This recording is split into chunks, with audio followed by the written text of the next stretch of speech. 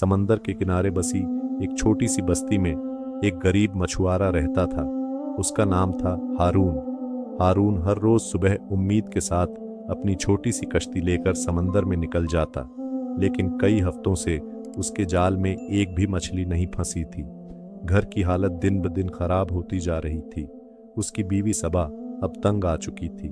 हर दिन वह हारून से कहती, अगर आज भी खाली हाथ आए तो बेहतर है घर वापस मत आना। उनके दिल में मैं चीर समझता देती, हूँ। मगर फिर भी वह हर सुबह उम्मीद और सब्र के साथ समंदर की तरफ निकल पड़ता।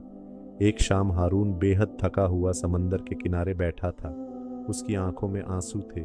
उसने आसमान की तरफ देखा और धीमी आवाज में कहा, या अल्लाह, सबके जाल भर रहे हैं, मेरा ही क्यों खाली है।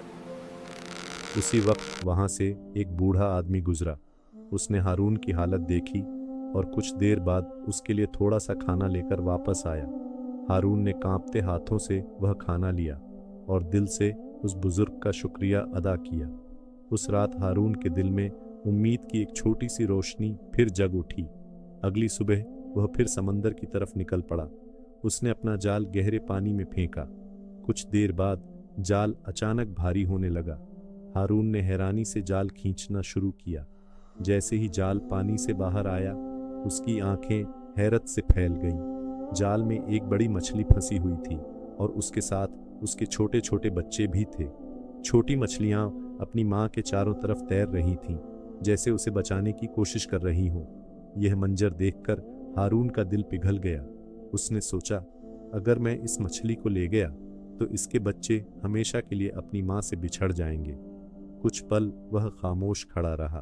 फिर उसने धीरे धीरे जाल खोला और मछली और उसके बच्चों को वापस समंदर में छोड़ दिया। उसकी आंखों में आंसू थे, लेकिन दिल में एक अजीब सा सुकून भी था। उस दिन भी हारून खाली हाथ घर लौट आया, लेकिन जब वह अपनी कश्ती साफ कर रहा था तो उसकी नज़र एक चमकती हुई चीज पर पड़ी। वह एक छोटा सा सोने का टुकड़ा था। हारून हैरान रह गया। उसने फौरन आसमान की तरफ देखा और अल्लाह का शुक्र अदा किया। उसी सोने के सहारे हारून ने एक छोटा सा काम शुरू किया। वह लोगों के पुराने बर्तन खरीदता, उन्हें ठीक करता और फिर बाजार में बेच देता।